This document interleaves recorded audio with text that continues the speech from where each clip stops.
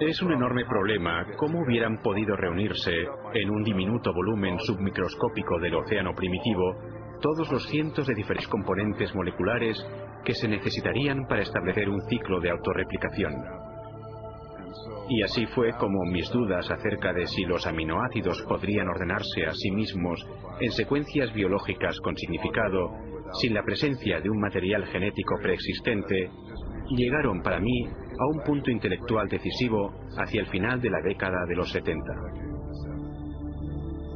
Mientras Kenyon reevaluaba su teoría, nuevos descubrimientos bioquímicos debilitaron más aún su convicción de que los aminoácidos se organizaran ellos solos para formar proteínas. Cuanto más efectuaba mis propios estudios, incluyendo un período en el Centro de Investigaciones Ames de la NASA, tanto más evidente se hacía que había múltiples dificultades con la explicación de la evolución química. Y el posterior trabajo experimental demostró que los aminoácidos no tienen la capacidad de ordenarse a sí mismos para formar ninguna secuencia biológica con significado. Enfrentado a crecientes dificultades con su propia teoría y a un creciente cuerpo de datos científicos acerca de la importancia del ADN, Kenyon se vio forzado a hacer frente a la absoluta necesidad de la información genética. Cada vez más pensaba en la alternativa que se presentaba en la crítica y en el enorme problema que todos los que trabajamos en este campo habíamos descuidado de afrontar, el problema del origen de la información genética misma. Entonces tuve que reexaminar toda mi posición tocante a los orígenes. Para Dean Kenyon, un nuevo interrogante llegó a ser el foco de su investigación en pos del origen de la vida. ¿Cuál era la fuente de la información biológica en el ADN? Si se podía llegar al origen de los mensajes codificados dentro de la maquinaria viviente, entonces habríamos dado con algo intelectualmente mucho más satisfactorio que esta teoría de evolución química. Kenyon se daba cuenta de que las alternativas se iban reduciendo. Para la década de los 70, la mayoría de investigadores rechazaba la idea de que la información necesaria para construir la primera célula se produjera por mero azar.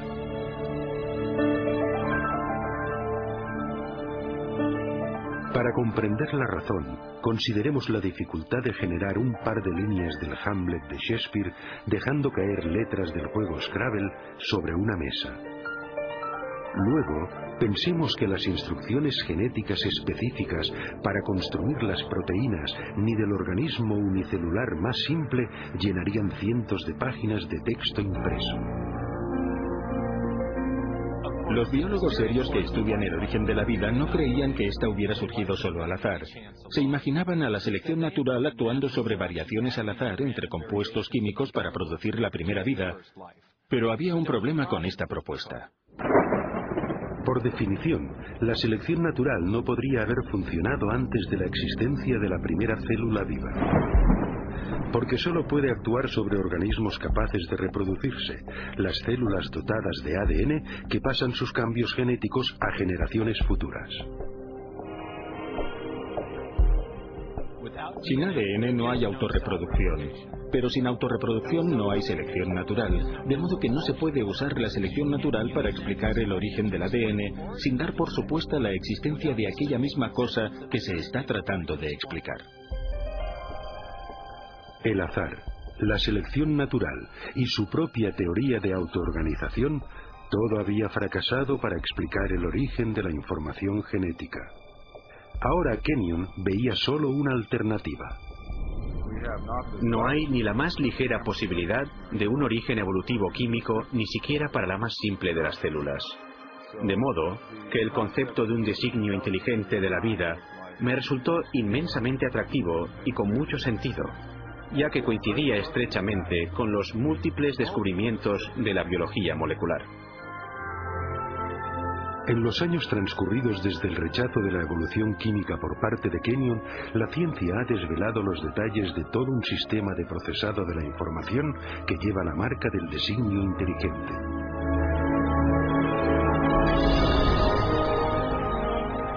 con animación por ordenador podemos entrar en la célula para ver este asombroso sistema en acción.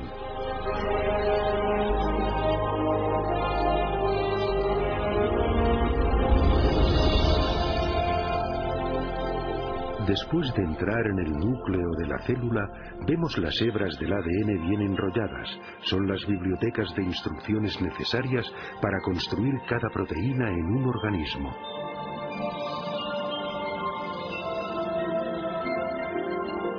En un proceso conocido como transcripción, una máquina molecular desenrolla primero una sección de la hélice del ADN para exponer las instrucciones genéticas necesarias para ensamblar una molécula específica de proteína. Otra máquina copia luego estas instrucciones para formar una molécula llamada ARN mensajero.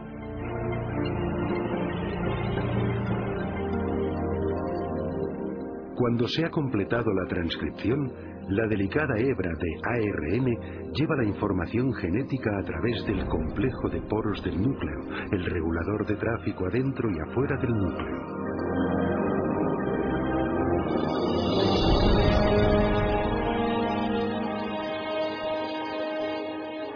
La hebra de ARN mensajero se dirige a una fábrica molecular en dos partes llamada ribosoma.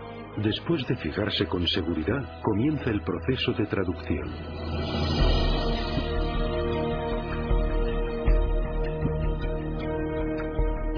Dentro del ribosoma, una cadena de montaje molecular ensambla una cadena de aminoácidos secuenciada de una manera específica. Estos aminoácidos son transportados desde otras partes de la célula y luego son ensamblados en cadenas a menudo de cientos de unidades de longitud. Su orden de secuencia determina la clase de proteína manufacturada.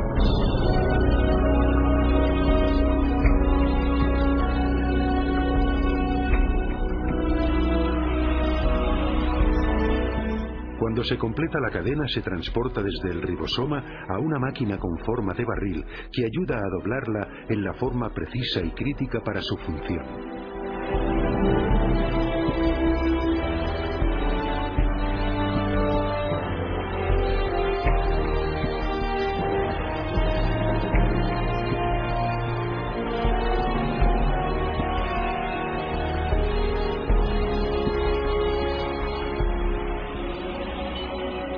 Después que la cadena queda doblada como proteína, es liberada y conducida por otra máquina molecular al lugar exacto donde se la necesita.